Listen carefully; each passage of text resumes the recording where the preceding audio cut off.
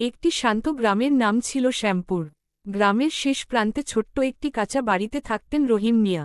প্রথম স্ত্রী সালমা ছিলেন শান্ত স্বভাবের, পরিশ্রমী ও সংসারী। বহু বছর সংসার করেও তার কোনো সন্তান হয়নি। এই অভাবটা রহিম মিয়ার মনে ধীরে ধীরে শূন্যতা তৈরি করছিল। আত্মীয়স্বজনের পরামর্শে তিনি দ্বিতীয় বিয়ে করেন।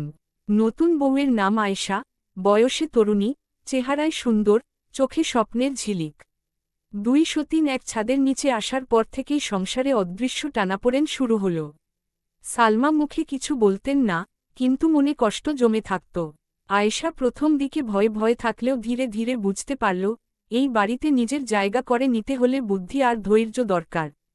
রহিম মিয়া দুজনের মধ্যে ভারসাম্য রাখতে চেষ্টা করলেও ছোটখাটো ভুল বোঝাবুঝি লেগেই থাকত। সালমা সকাল থেকে রাত পর্যন্ত ঘরের কাজ করতেন। রান্না, ধোয়া, গরু ছাগলের দেখাশোনা সবই তার দায়িত্ব। আয়েশা শুরুতে কাজে তেমন অভ্যস্ত না হলেও ধীরে ধীরে শিখে নিল।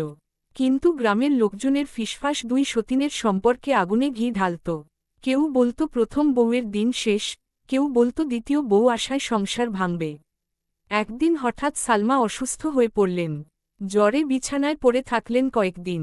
রহিম মিয়া কাজে বাইরে, ঘরের দায়িত্ব পড়ল আয়েশার উপর। আয়েশা নিজের কষ্ট ভুলে শাশুড়ির মতো করে সালমার সেবা করতে লাগল। সময়মতো ওষুধ, গরম ভাত, শরীর মুছে দেওয়া সবকিছু সে যত্ন করে করল। সালমার চোখে জল এসে গেল। তিনি বুঝলেন, আয়েশা শুধু সতীন নয়, মানুষও। এই ঘটনার পর দুজনের মধ্যে দূরত্ব কমতে শুরু করল। সালমা আয়েশাকে সংসারের অনেক কথা শেখাতে লাগলেন। কিভাবে কম খরচে ভালো রান্না করা যায়, কিভাবে জমির ফসল বাঁচাতে হয় সবকিছুই তিনি ভাগ করে নিলেন। আয়েশাও মন খুলে কথা বলতে শিখল। নিজের ভয়, নিজের স্বপ্ন সব বলল। কয়েক মাস পর আয়েশার গর্ভধারণের খবর এলো। গ্রামে খুশির হাওয়া বয়ে গেল। কিন্তু সালমার মনে আবার চাপা কষ্ট জাগল। মা হওয়ার সুখ যে তিনি কখনো পাবেন না, এই সত্য আবার চোখে আঙুল দিয়ে দেখাল। তবু তিনি নিজেকে শক্ত করলেন। আয়েশার যত্নে কোনো ত্রুটি রাখলেন না। 9 মাস পরে এক গভীর রাতে আয়েশার প্রসববেদনা উঠল। সালমাই তাকে ধরে রাখলেন, সাহস দিলেন। শেষ পর্যন্ত একটি সুস্থ পুত্রসন্তানের জন্ম হল। শিশুটিকে কোলে নিয়ে সালমার বুক ভরে উঠল এক অদ্ভুত আনন্দে। তিনি মনে মনে বললেন, এই শিশুই আমারও। সময়ের সঙ্গে সঙ্গে সেই শিশুটি বড় হতে লাগল। সে সালমাকে মা বলে ডাকত, আয়েশাকেও মা বলে জড়িয়ে ধরত।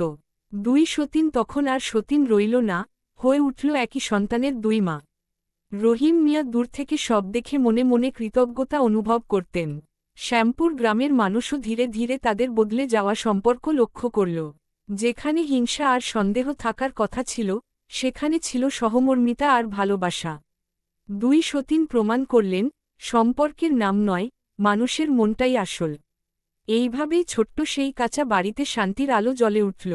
সহনশীলতা আর মানবিকতার জোরে দুই সতীনের গল্প হয়ে উঠল গ্রামের সবার জন্য এক নীরব শিক্ষা।